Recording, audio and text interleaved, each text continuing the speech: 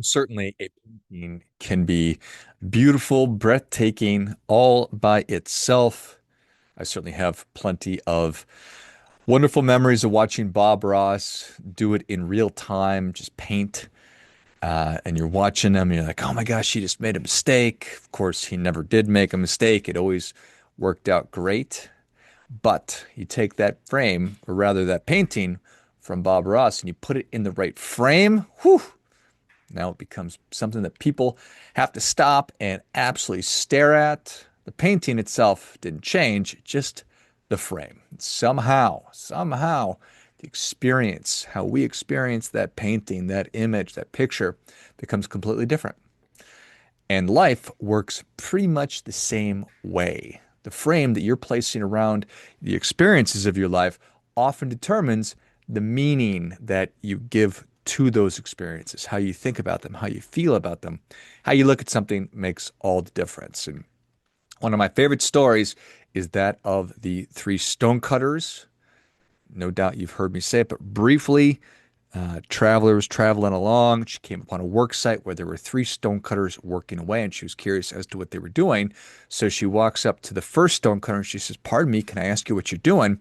And the first stonecutter looks up with this angry look on her face and she says, "What does it look like I'm doing? I'm cutting these stupid rocks. I've got the worst job in the entire country. My hands hurt, my head hurts, my everything hurts." Whew, traveler said, "I'm so sorry for your trouble." Moved on to the second stonecutter. Said, "Pardon me, can I ask you what you're doing?" Second one looks up with a very, very focused look in her eye. She says, "I'm working to become the best stonecutter in the entire world." Traveler said, "Well, that is a worthwhile endeavor. Good luck in achieving it." She gets about halfway to the third stonecutter and she thinks to herself, could she possibly be whistling a happy tune? And sure enough, it's exactly what was going on. She said to the third stonecutter, "Pardon me, I hate to bother you. It seems like you're really enjoying yourself. Can I ask you what you're doing?" Third stonecutter looks up with his gleam in her eye and she said, "I'm building a cathedral." So, three people doing essentially the exact same thing, but having completely different experiences. The moral of the story is how you look at something makes all the difference. It's the framing of it. And that's true for just about literally everything. The right framing, a different framing can absolutely change the entire experience, not because it changes what reality is, it's changing how it is that we're interacting with reality. It changes how we are experiencing it.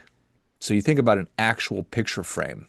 You can put the exact same photograph or painting into three different frames, and people will experience it differently. It could be a very elegant frame, rustic, modern, it could be antique. The image hasn't changed, but the presentation of it did. And from that, meaning often follows. It's also true with a pair of glasses. You've got the same prescription, but you change the frame on those glasses, and it's going to change how other people see you, and it can even change how it is that you see yourself. You think about, if you had a pair of like bright red frames versus very, very understated frames. And these days, I think that there's that heavy black frame that's been going around and some more minimalistic, and some people really choose to use their frames to express personality or to, match an outfit or to create a vibe, whatever. It's pretty amazing. The object stays the same, the frame changes perception. Now think about money. Do you think that money is the root of all evil? Or is money one of the greatest tools that's ever been created for helping human beings, for helping people? You're probably already answering that question, and whichever answer you choose, you're going to spend your entire life proving yourself right. The thing about money, it's not good, it's not evil. Money is just money. It's just a tool. And we give meaning to everything, certainly money. We decide how it is that we're going to interact and use it, and the frame, so how we're doing that, that's going to determine our experience with it. Think about your work, what you do for a living. Do you have to go to work, or do you get to go to work? One sounds like you're going to prison. The other sounds like you're pursuing a great opportunity. Might be the identical job, but the experience certainly will not be. What about exercise? Oh God, I gotta work out. Or I get to build a stronger, healthier body. What about your diet? Oh, I can't eat that. Or choosing something that serves the person that I want to be. I want more energy. I want to be stronger. I want to be a better dad. I want to be able to play with my kids for as long as they want to play with me. So the actions themselves don't change. The frame does. What about your future? Do you believe that your best years are behind you or are they still to come? What a massive difference that is. And that belief is going to influence every decision that you make today. Do you believe that your future is going to be better than your past? Well, you better be preparing for that. You're excited. You're going on vacation soon. So you want to make sure that you got all the right stuff. You have the right body to go on this trip with you. But if you think it's going to suck, well, then what's the point of all of it? There's not one. Probably not going to take care of yourself. You're probably not going to care for your body or make yourself stronger. You know, that's really interesting. And here's the really interesting, fascinating part of this whole thing is that it's a decision, not a certainty. It is a choice. And it starts when something happens and your brain immediately asks, what does this mean? And that's where the frame gets built.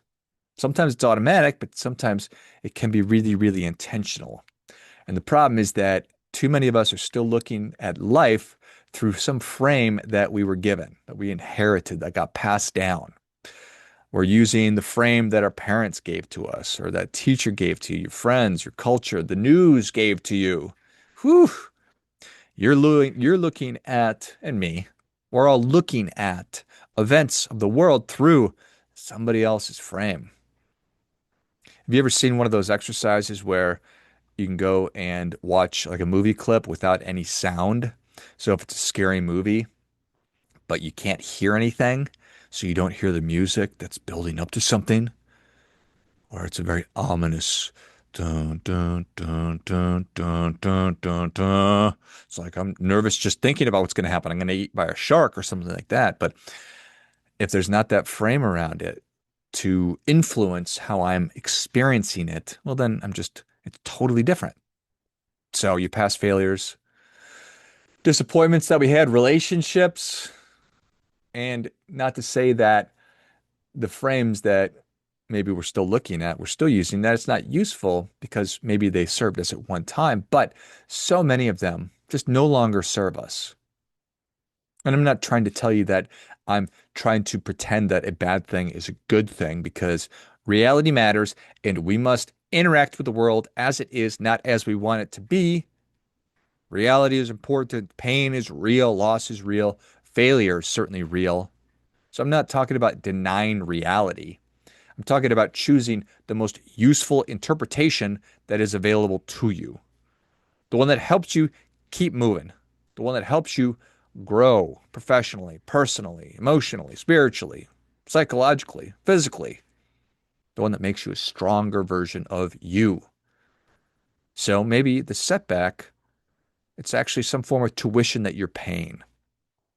And maybe your criticism is useful feedback.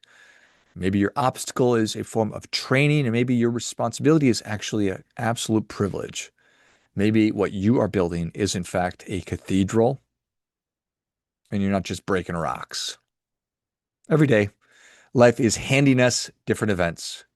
We get to choose the frame that we are putting around it. So the question is this: what in your life could really benefit from, really needs, could use a new frame? Your marriage, your work, your finances, your health, your family, your future? It's changing the frame. It's not going to immediately change circumstance, but it can absolutely change your experience of it. And from there, everything else can change too. So the world is certainly not ours to control, but the frame through which we see it usually is. So you get to choose. I get to choose how I think and feel about every circumstance of my life. And because of that, it's a superpower. I have to choose wisely because the right frame doesn't change reality, it changes what reality makes possible. It's a powerful thing. With great power comes great responsibility.